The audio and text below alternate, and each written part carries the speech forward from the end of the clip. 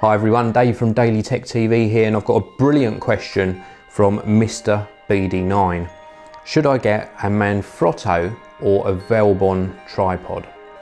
Well, first of all, you haven't given me sort of any indication as to what you'll be using it for or what your budget is as well. That would have been really helpful, but I'm assuming that you're going to be using it for both photo and video work.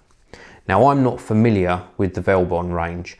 I know they do pretty decent tripods. I know they're priced competitively. And Manfrotto, the other manufacturer you mentioned, are probably one of the most highly regarded manufacturers of tripods and photo accessories. So I'm not going to really go into too much detail, but I'm going to give you a couple of suggestions. I'm going to do that by showing you a couple of the tripods that I use. Now, this first one is in the sort of lower price bracket range, and it's not by either of the manufacturers that you mentioned. This is a Vanguard Ultra Plus 204 AP. Now, it's a 3-section tripod. It's got foam grips around here as well. It's not made of carbon fibre or anything, so it's got a fair bit of weight to it. But it extends to a nice height. We've got spiked feet on the bottom as well. And you're going to pick up one of these for probably under £100. It's also got a sort of 3-way head on the top. So you've got a quick release plate just here. And you can mount your camera on this, be it a DSLR or a video camera.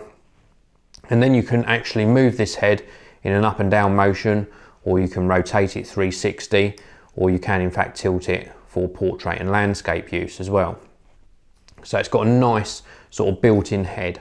Now, you can't change the head, and that's purely because you're buying a cheaper end tripod and they normally have the heads built in, but it has got this useful sort of quick release plate on the top here. So that is probably the tripod I use most regularly for my video work. It's very quick to set up and just extremely easy to use, and a good value tripod. Now, you mentioned Manfrotto. The second tripod I'm going to show you is a Manfrotto one, a little bit heavier because it's got this ginormous video head on the top.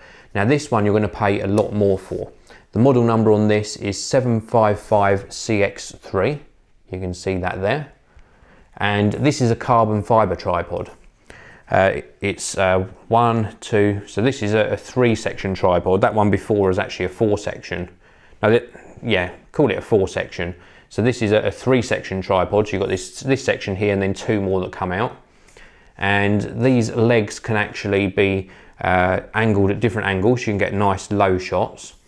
And the beauty of a tripod like this is it comes without a head. So you can then add whichever sort of head you want onto the top. Now, I've got a 501 HDV video head on here.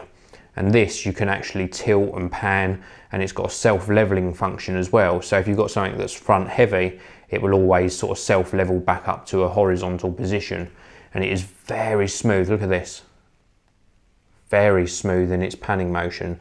It's like a fluid head. So very, very good for doing these sort of really nice panning shots in your videos. Now, it's not really designed, this head isn't for photography, but you can use it for all photography.